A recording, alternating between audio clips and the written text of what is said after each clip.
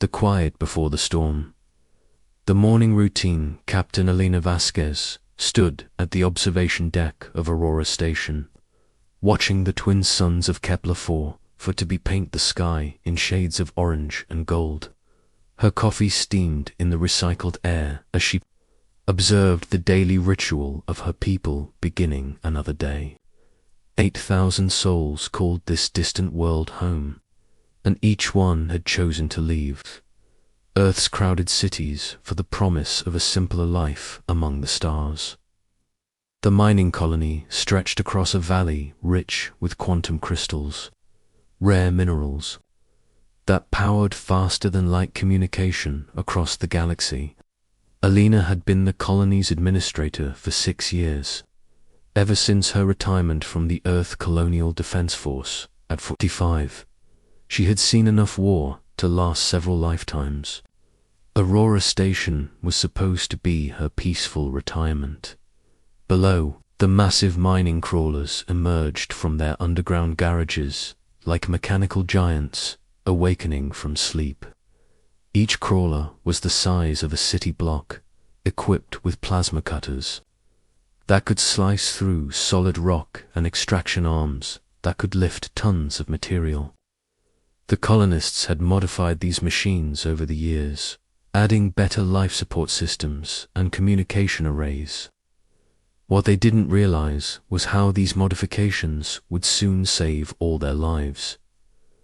The xenobiologists' discovery while Marcus Chen had been studying the quantum crystals for 3 years, longer than anyone else on Aurora Station. His laboratory was carved into the colony's central mountain, surrounded by the very crystals he spent his days examining. The 40-year-old scientist had come to Kepler-4 to escape the academic politics of Earth's universities. Here, he could pursue pure research without committees and bureaucrats questioning every decision. The crystals were unlike anything found on Earth or any other human colony. They grew in perfect geometric patterns, as if following some mathematical formula that nature had discovered long before humans learned to count. More importantly, they resonated with electromagnetic fields in ways that defied conventional physics. When subjected to electrical current, they didn't just conduct energy, they amplified and redirected it in complex patterns. Marcus had been working late into the night, running tests on a new crystal formation his team had discovered in the deepest mining shaft. The crystals were larger than any previously found, some reaching nearly 10 feet in height. As he adjusted the electromagnetic field generator, something unexpected happened. The crystals began to pulse with their own light, creating a network of energy that spread through the mountain's crystal veins like a nervous system. Awakening. His equipment registered massive electromagnetic interference, but somehow all the colony's systems continued to function normally. The crystals were creating a field that protected human technology while disrupting anything else. Marcus stared at his readings, barely believing what he was seeing. These weren't just valuable minerals. They were a natural defense system. The tech specialists were Chuki. Tanaka had been monitoring Aurora Station's communications array for the past 8 hours, maintaining the colony's connection to the broader human network. At 28, she was the youngest department head in the colony's history, but her expertise with quantum communication systems was unmatched. She had designed many of the colony's defense protocols herself, though she hoped they would never be needed. The communication array sat atop the colony's highest peak, a massive dish that could send messages across hundreds of light years. Yuki had spent months fine-tuning the system, using the local quantum crystals to boost the signal strength far beyond what should have been possible. The crystals seemed to have an affinity for communication frequencies, almost as if they wanted to carry human voices across the stars. As she reviewed the daily transmission logs, Yuki noticed something unusual. The long-range sensors were picking up gravitational disturbances at the edge of the solar system. The readings were faint, but they suggested the presence of multiple large objects moving in formation. Her training immediately recognized the pattern. This wasn't a merchant convoy or scientific expedition. The objects were moving with military precision. Yuki ran the data through her analysis programs, cross-referencing the gravitational signatures with known ship classes in the human database. The results made her blood run cold. The signatures didn't match any human vessels. They were too large, too advanced, and moving in formations that no human fleet would use. Someone else was coming to Kepler-4 to be, and they weren't coming in peace. The foreman's expertise, Boris Petrov, had been mining asteroids and planets for 25 years before coming to Aurora Station. At 52, he was one of the oldest colonists, but his experience with heavy machinery was invaluable. The mining operation under his supervision extracted more quantum crystals than any other human colony, and he took pride in running the most efficient operation in this sector of space. The mining tunnels beneath Aurora Station formed a complex network that extended for miles in every direction. Boris knew every passage, every junction, and every emergency exit. His crews had carved these tunnels with military precision, creating multiple routes between all major locations. The colonists joked that Boris could find his way through the tunnels blindfolded, and they weren't wrong. What the colonists didn't know was that Boris had served in the Earth Colonial Defense Force before becoming a miner. He had fought in the Centauri Rebellion and understood military tactics better than most active soldiers. When he designed the tunnel system, he had incorporated defensive positions and choke points without telling anyone. Old habits died hard, and Boris had never completely trusted the peace that Aurora Station enjoyed. The mining equipment under his command was not designed for war, but Boris knew that any tool could become a weapon in the right hands. The plasma cutters that carved through solid rock could slice through metal just as easily. The extraction arms that lifted tons of crystal could crush vehicles or clear obstacles. The mining crawlers were already armored against rock falls and cave-in. With minor modifications, they could become formidable weapons of war. The distant threat 3 days from Aurora Station, the hegemony fleet moved through space with the confidence of predators approaching helpless prey. Admiral Korth stood on the bridge of his flagship, studying the intelligence reports about the human colony. The data painted a picture of a weak, defenseless settlement focused entirely on mining operations. The humans had no significant military presence, no orbital defense platforms, and no knowledge of the hegemony's approach. The hegemony had been expanding across this sector of space for decades, conquering primitive species and claiming their resources. Humans were a new addition to their list of inferior races, and Korth was eager to demonstrate how easily they could be dominated. The quantum crystals of Kepler-4 for to be would fuel hegemony ships for generations, and the human colonists would make excellent slaves for their mining operations. Korth's fleet consisted of 12 heavy cruisers, each one capable of destroying a planet's surface. His troops were veteran warriors who had conquered 17 different worlds. They had advanced energy weapons, personal shields, and combat armor that could withstand most primitive attacks. The humans would never know what hit them.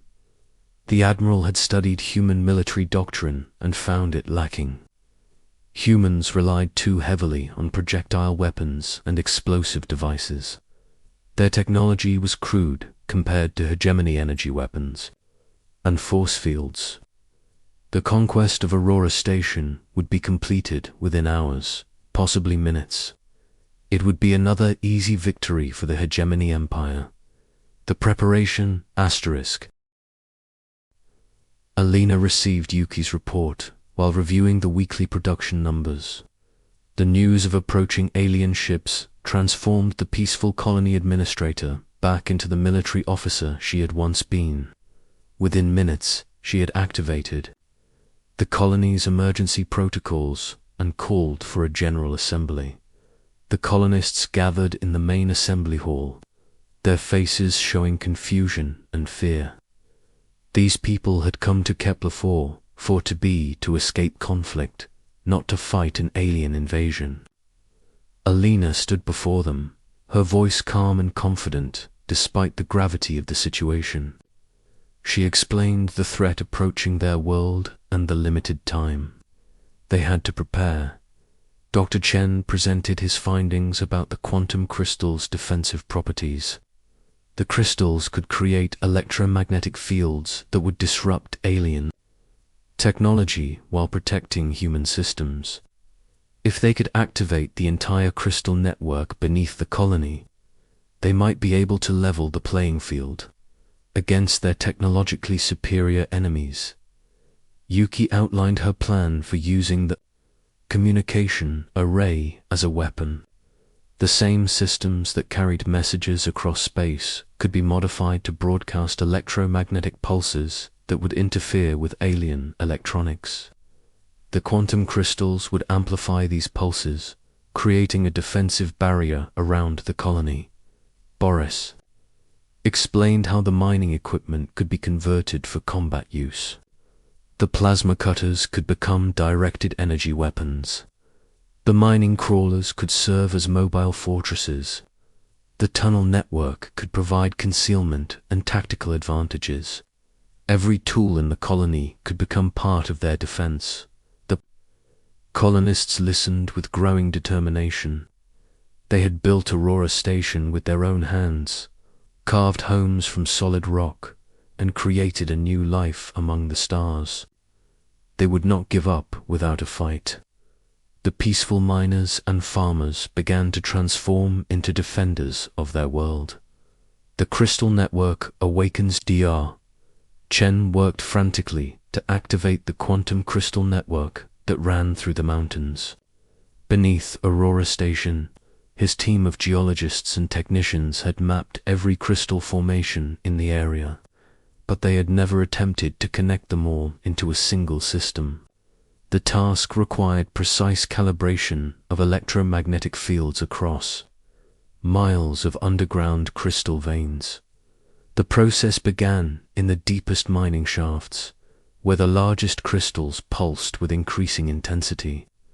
As each crystal came online, the network grew stronger, creating a web of energy that extended throughout the mountain range. The crystals resonated with each other, their frequencies harmonizing into a complex pattern that defied human understanding. Surface monitors showed the electromagnetic field growing stronger with each passing hour. The field was invisible to human eyes, but its effects were already becoming apparent. Electronic devices throughout the colony began operating with increased efficiency. Communication systems worked better than ever before. The mining equipment responded to controls with unprecedented precision. Marcus realized they had stumbled upon something extraordinary. The quantum crystals weren't just minerals. They were components of a vast natural computer, a planetary defense, a system that had been waiting for the right stimulus to activate. The crystals had been shaped by millions of years of evolution, developing the ability to protect life on their world from external threats.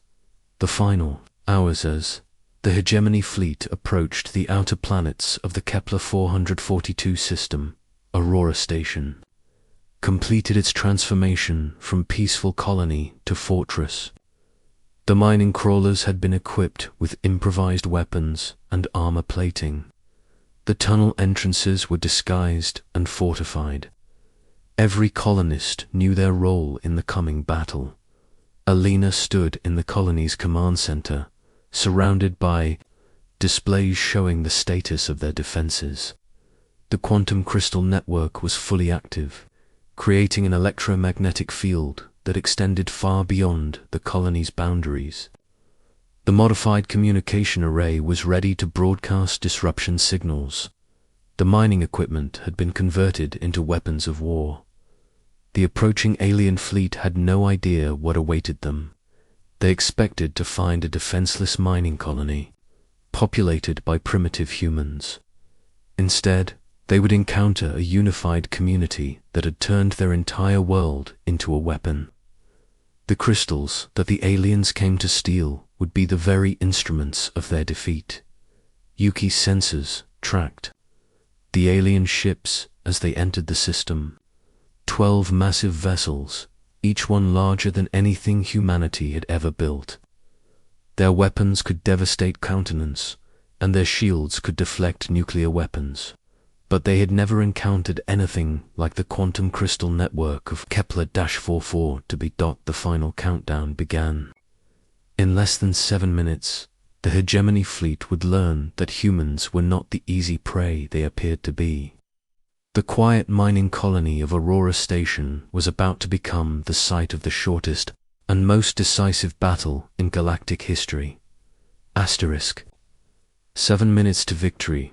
The arrival Admiral Korth's flagship dropped out of hyperspace at the edge of Kepler-4 for 2B's atmosphere, followed by his 11 escort vessels. The blue-green world hung before them like a jewel, its surface scarred by the geometric patterns of human mining operations. The hegemony fleet sensors swept the planet, confirming the intelligence reports. One small colony, minimal defenses, and enough quantum crystals to power their empire for centuries. The human settlement appeared exactly as expected. A cluster of prefabricated buildings surrounded by mining equipment, with no orbital defenses or military installations visible. The colonists were going about their daily routines, seemingly unaware of the approaching threat. Korth smiled beneath his breathing apparatus. This would be easier than subduing a nursery. The Admiral opened a communication channel to the human colony, his translator converting his words into the primitive human language. The message was simple and direct. Surrender immediately, and the humans would be allowed to live as slaves. Resist, and they would be exterminated. The hegemony had used this same ultimatum on dozens of worlds, and the result was always the same. Inferior species always chose survival over pride. In Aurora Station's command center, Alina listened to the alien ultimatum with the calm expression of a veteran officer. Around her, the colonists waited for her response. These people had elected her as their leader, and they trusted her to make the decisions that would determine their fate. She looked at the faces of her friends and neighbors, seeing fear but also determination. Alina activated the communication array and broadcast her response on all frequencies. Her voice was clear and steady as she spoke the words that would define humanity's first contact with a hostile alien species. This is Captain Alina Vasquez of Aurora Station. We reject your ultimatum. If you want our world, you'll have to take it from us. The first Strykorth's reaction to the human response was predictable. The Admiral ordered his fleet to demonstrate their superiority by destroying the colony's power generation facility. A focused energy beam lanced down from the flagship, striking the fusion reactor with enough force to level a city block. The explosion lit up the valley like a miniature sun, but the fusion reactor had been evacuated hours ago, and the colony's power grid had been rerouted through the quantum crystal network. The loss of the reactor didn't even cause the lights to flicker. The crystals beneath the mountain were generating more power than the colony could use, drawing energy from the planet's magnetic field and the radiation of the twin suns. The hegemony, Fleet's sensors registered the continued operation of human systems despite the destruction of their primary power source. This was unexpected, but not alarming. The humans probably had backup generators hidden throughout the colony. A few more precise strikes would eliminate their remaining power sources and force them to surrender.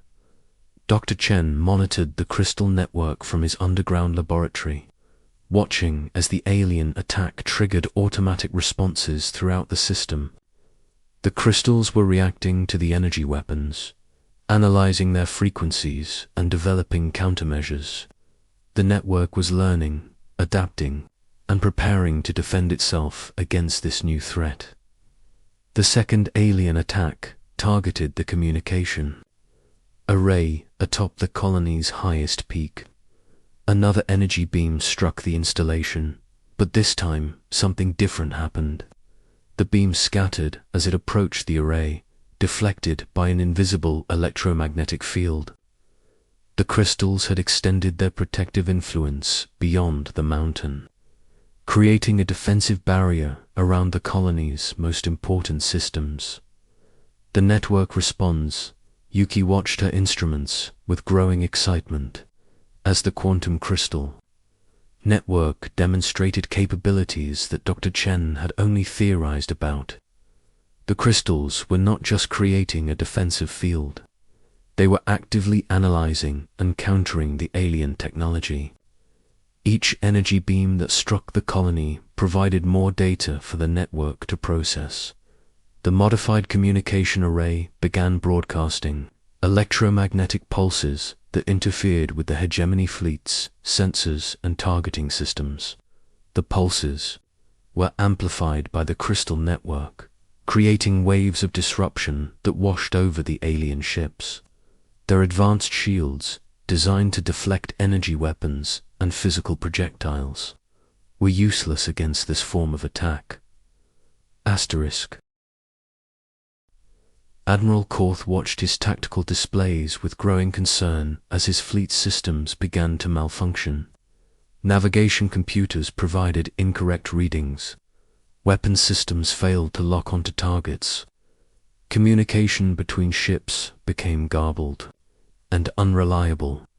The primitive humans were somehow interfering with hegemony, technology that had been perfected over millennia. The flagship's science officer reported that the interference was coming from the planet's surface, generated by some form of naturally occurring phenomena. The human colony was somehow harnessing the planet's indigenous resources to create their defensive field. This was supposed to be impossible. No primitive species had ever demonstrated such technological sophistication. Boris Petrov's mining teams had been busy during the initial alien attack, moving their equipment into position throughout the tunnel network. The plasma cutters had been recalibrated to focus their beams over greater distances. The mining crawlers had been fitted with improvised armor and weapons. The extraction arms had been modified to launch improvised projectiles at high velocity. The counterattack Elena gave the order for the colonists to begin their counterattack. The mining equipment that had carved Aurora Station from solid rock now turned its fury against the invading fleet. Plasma beams designed to cut through crystal formations reached into space, striking the hegemony ships with surgical precision. The beams were invisible to alien sensors, guided by the quantum crystal network's ability to calculate perfect trajectories. The first plasma beam struck the flagship's main sensor array, burning through the advanced materials like they were paper. The second beam hit the primary weapons system, causing a cascade failure that disabled half the ship's armament. The third beam targeted the propulsion system, leaving the massive vessel drifting helplessly in space. The other hegemony ships tried to maneuver away from the planet's surface, but their navigation systems were compromised by the electromagnetic interference. Ships that had conquered star systems now found themselves unable to maintain formation or coordinate their movements. The quantum crystal network was feeding targeting data to the human weapons, ensuring that every shot found its mark. Korth's remaining ships attempted to bombard the planet's surface with area effect weapons, hoping to destroy the source of the interference. But the crystals had anticipated this strategy. The network redirected the incoming energy, channeling it through the crystal matrix and using it to strengthen their own defensive field. The alien weapons were actually making the human defenses stronger. Underground, the colonists moved through Boris's tunnel network with practiced efficiency. Every adult in the colony had memorized the layout during their preparation time. They emerged from concealed entrances throughout the valley, operating mobile weapons platforms that had been mining equipment just hours before. The mining crawlers moved like mechanical predators, their plasma cutters sweeping the sky for targets. The extraction arms launched crystalline projectiles at tremendous velocity, each one guided by the quantum network's targeting system. The improvised weapons were crude compared to hegemony technology, but they were effective against enemies whose defensive systems had been compromised. The 7-minute war Admiral Korth realized that his fleet was being systematically destroyed by an enemy he had completely underestimated.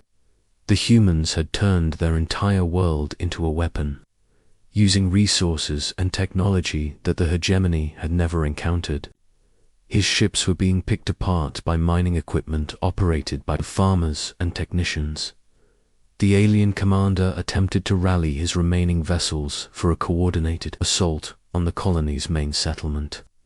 If they could destroy the human population centers, the resistance would collapse. But the quantum crystal network anticipated this strategy, creating false targets and misleading sensor readings that sent the alien ships attacking. Empty valleys and abandoned mining sites. Dr. Chen watched the battle from his laboratory, marveling at the crystal network's tactical intelligence. The system was not just defending Aurora Station, it was conducting a sophisticated military campaign against the invading fleet.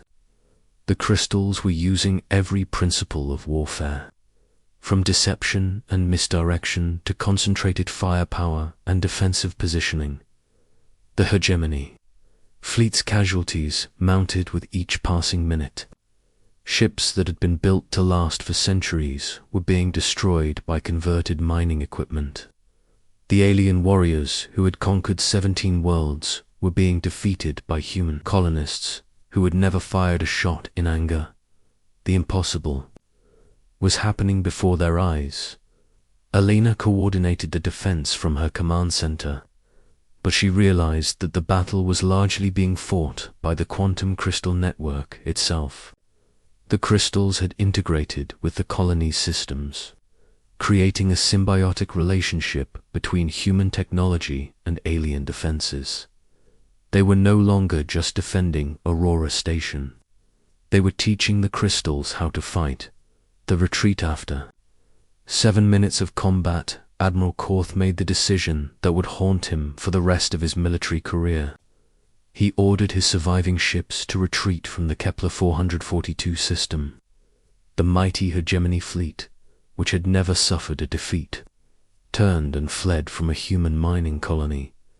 The quantum crystal network allowed the alien ships to escape, but not before marking them with electromagnetic signatures that would identify them to any human vessel they encountered.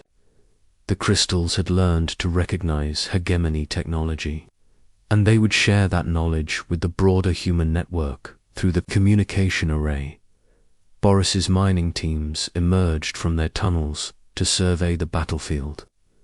Debris from alien ships littered the valley, providing humanity with its first samples of advanced extraterrestrial technology. The materials would be analyzed and reverse-engineered, advancing human science by decades in a matter of months. Yuki's communication array was already transmitting news of the victory to other human colonies. The message spread across the galaxy at faster-than-light speed.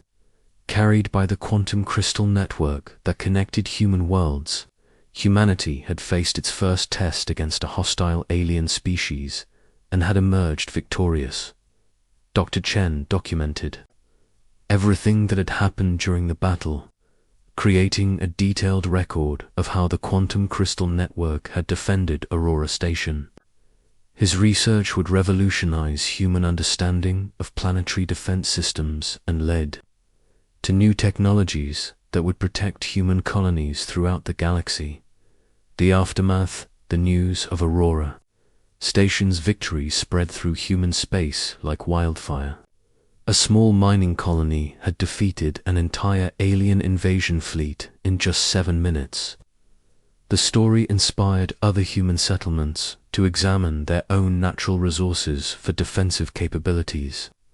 The quantum crystals of Kepler-4 for 2b became the most valuable strategic resource in human space. The hegemony Empire received Admiral Korth's report with disbelief and anger. A species they had dismissed as primitive had humiliated their finest military commander. The humans had demonstrated technological capabilities that challenged hegemony assumptions about inferior races. The Empire would need to reassess its expansion plans. Alina stood once again at the observation deck of Aurora Station, watching the twin suns set over the crystal-scarred landscape. The colony had survived its first test, but she knew that greater challenges lay ahead. The galaxy now knew that humans were not defenseless prey.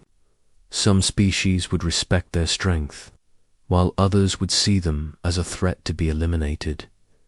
The quantum crystal network continued to pulse with energy beneath the colony, maintaining its vigilant watch over the human settlement. The crystals had learned to fight, and they would remember the lessons of this battle. Aurora Station was no longer just a mining colony. It was the first fortress in humanity's expansion among the stars. The colonists returned to their daily routines, but with a new sense of purpose and pride. They had proven that ordinary humans could achieve extraordinary things when they worked. Together, the farmers and miners of Aurora Station had become the guardians of human civilization, showing the galaxy that humanity would not go quietly into the night. The 7-minute war was over, but its consequences would echo through the galaxy for generations. Humanity had announced its presence among the stars, not with diplomacy or trade, but with a demonstration of strength that no alien species would ever forget. The age of human expansion had begun, and it would be built on the foundation of crystal and courage that the colonists of Aurora Station had laid in those 7 decisive minutes. Asterisk.